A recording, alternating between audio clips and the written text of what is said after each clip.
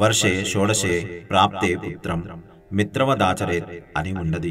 16 సంవత్సరములు వయసు వచ్చిన పుత్రుణ్ణి మిత్రుని వలె భావించవలను, కాని ఆంక్షలను విధింపరాదు. నన్ను వివాహం చేసుకొనవలసినదని నిర్బంధించరాదు. నేను యతినై యథేచ్ఛగా విహరించుటకు అనుజ్ఞనీయవలెను. నా సంకల్పమునకు వ్యతిరేకముగా మీరు నిర్బంధించిన నేను మీ ఇంట నుండవాడను కాను అని పలికి వెంటనే వడివడిగా పయనమై వెడలిపోయెను. సుమతి మహారాణి నోట మాట రాక కొంతసేపు అట్లేయుండెను. జరిగిన వృత్తాంతమును సుమతి తన భర్తకు వివరించెను.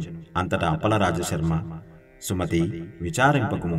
శ్రీదత్తుడు ఈ ప్రకారముగా మన ఇంటికి భిక్షకు వచ్చునను విషయము మీ నాయన సూచనప్రాయముగా ఇంతకు ముందే తెలిపియుండెను. శ్రీదత్తుడు కరుణాసముద్రుడు. శ్రీపాద శ్రీవల్లభ జననము కానిమ్ము. తదుపరి మనము ఆలోచించుకొనవచ్చును అని పలికెను. అప్పలరాజు ఇంటికి అవధూత వచ్చినను వార్త ఊరంతయును ప్రాకెను.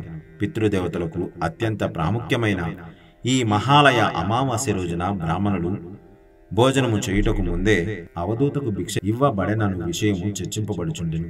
శ్రీ బాపన్నావధానులు గారు ఇట్లనిరి: శ్రీపాద శ్రీవల్లభ జననము అందరూ అనుకొనుచున్నదే. అవధూతకు సాష్టాంగ ప్రణామము చేయుట విహితమే. అందువలన సుమతి యొక్క దోషము ఏమీ లేదు.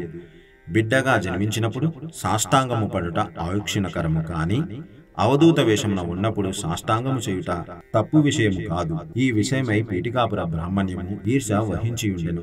అందులో నరసావధానుడు అను పండితుడు చాలా ఈర్షను కలిగి ఉండెను. అమావాస్య రోజున అందరూ పితృకార్యమున నిమగ్నమై ఉందురు. భక్తుల యొక్క విషయము గడ్డు సమస్య అయ్యను.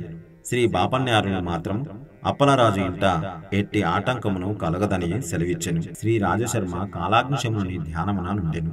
ఇంతలో భక్తులుగా నుండుటకు 3 అతిథులు వచ్చిరి. పితృకార్యము నిరాటంకంగా సాగిపోయెను. నాయన శంకరభట్టు, ఆ రోజున వైశ్యులకు వేదోక్త ఉపనయనమునకు అధికారమున్నదా లేదా అను విషయము ప్రధాన చర్చనీయాంశమైనది. బ్రాహ్మణ పరిషత్తు సమావేశమైనది.